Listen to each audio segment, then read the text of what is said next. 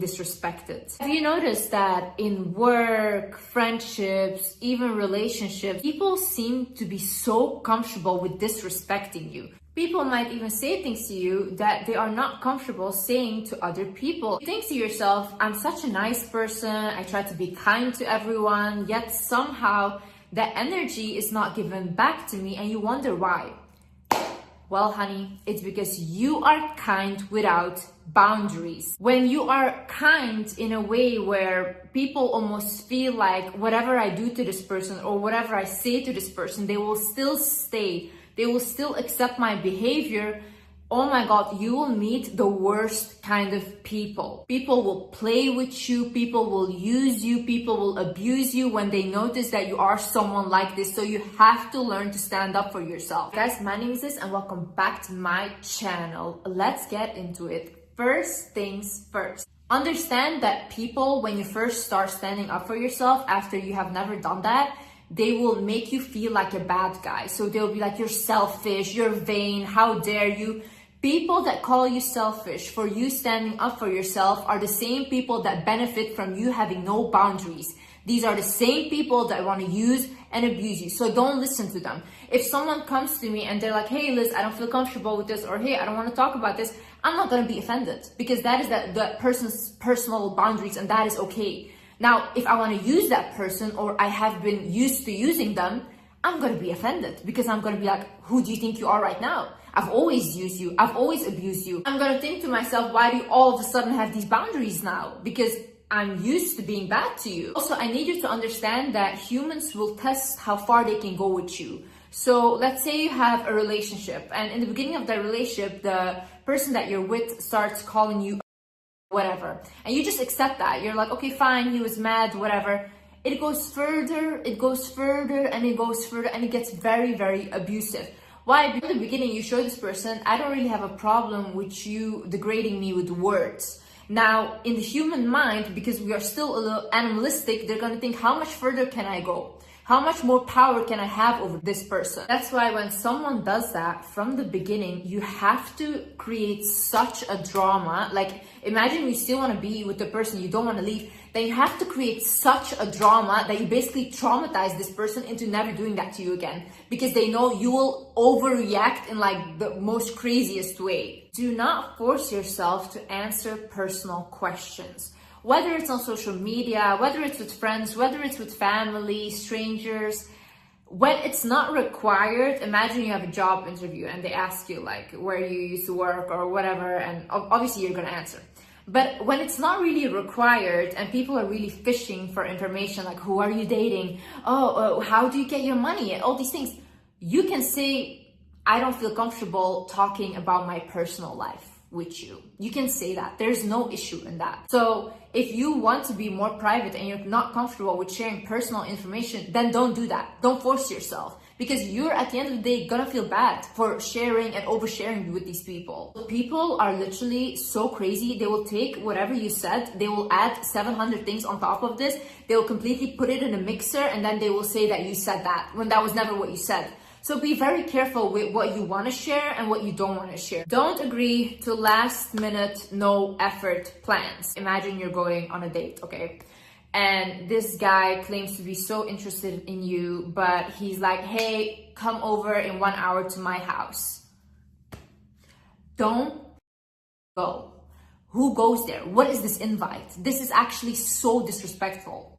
I swear, like, people that put standards for themselves and they're like, I'm not gonna accept anything like that, and they put a boundary there, they get the most out of life. People that just come at any opportunity, yeah, okay, I will come, yeah, okay, that is desperate. That is super desperate, and it's off-putting. No, if someone puts no effort in like going on a date with you, they don't care, and they're like, oh yeah, just show up, or there's a 1 hour before they're like, come, and you go. Same thing when women say, oh yeah, he doesn't buy me flowers, why do I never get princess treatment? Did you ever make sure that he had to give that to you? Like from the beginning, did you set those boundaries? Like with me, in all my relationships, everyone knew, like, either you give me princess treatment or I'm not with you. That was it. It's about the fact that I want to see a man put effort to be with me. Your boss always calls you and you're always the one to pick up, and you're like, okay, I will come to work. Okay, I will fill in for them, blah, blah. Your boss, your coworkers, they also don't respect you because they always know, like, whatever, I can count on her. Oh, she will take my shift.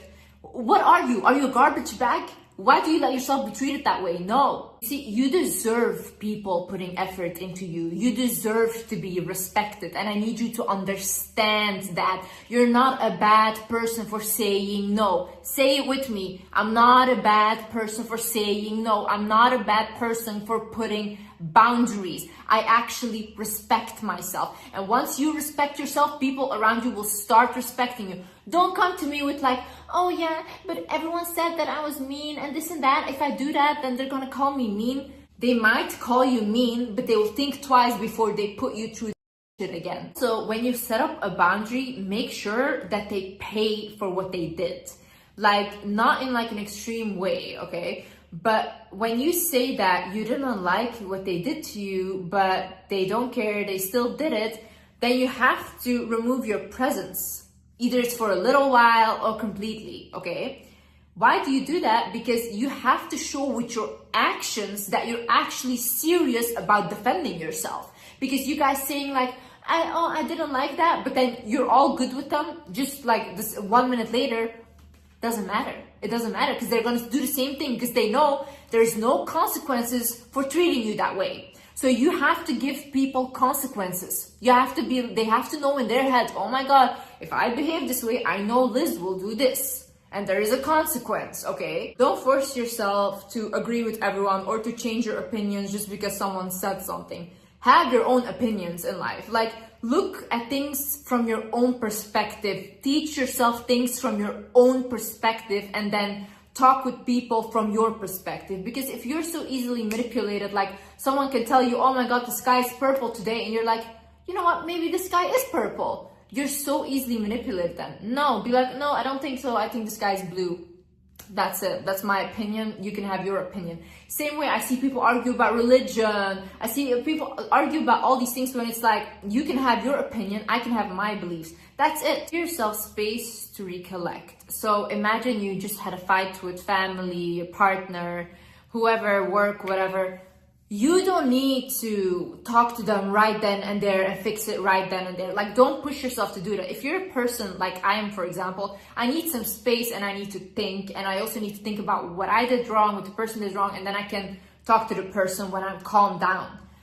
If you're a person like that, that is okay. Like, that is having that boundary because you don't want to say more offensive things or more things that are coming from an emotional standpoint. You first want to go, you want to recollect yourself and your thoughts, then you want to come back to have that conversation. It's like, hey, can I have some space to think about what just happened or to recollect my thoughts? And that's it. You go and you have your space and you come back when you feel like you're ready to talk now. So people that constantly think that you should be available for them 24/7, to listen to their misery, all these things, you don't have to do that. You don't have to play people's therapist constantly. Like, I used to have this issue so badly where I felt bad when I wouldn't help someone, or I was like, oh my God, what if this is gonna happen if I don't listen and this and that.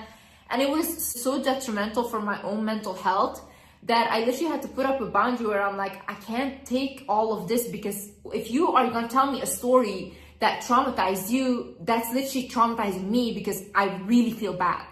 Like, I put myself in your shoes, I feel all these feelings. So I really had to think to myself, okay, when I have the space and the capability to talk to you about that, I will.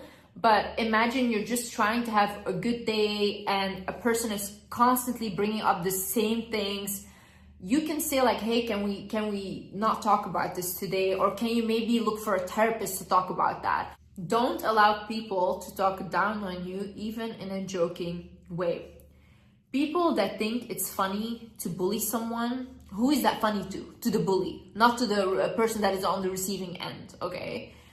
If someone is saying something that is offensive to you, I always say like, why would you say that? I genuinely try to understand why the person would say that, because I want to know what is going on in their head that they think that this is normal thing to say to me? Or how did I give you even the room to come to me like that, to talk to me like that? You have to always think, if this person was in a room with someone that they truly respected or looked up to, how would they talk to them? They wouldn't talk in the same manner. They wouldn't put them down. It's just when they think that you're beneath them or they don't respect you that they feel comfortable talking to you like that. One time in my previous relationship, I had my ex said something very offensive to me, and I told him, take your phone, call your mom right now, say the same thing to her. He was like, no, I'm gonna call your mom for you. You're gonna tell her the same thing you said to me. You're gonna say that right now to her. Then he was like, no, I'm sorry. I'm really sorry, blah, blah. You have to put these people in their place immediately.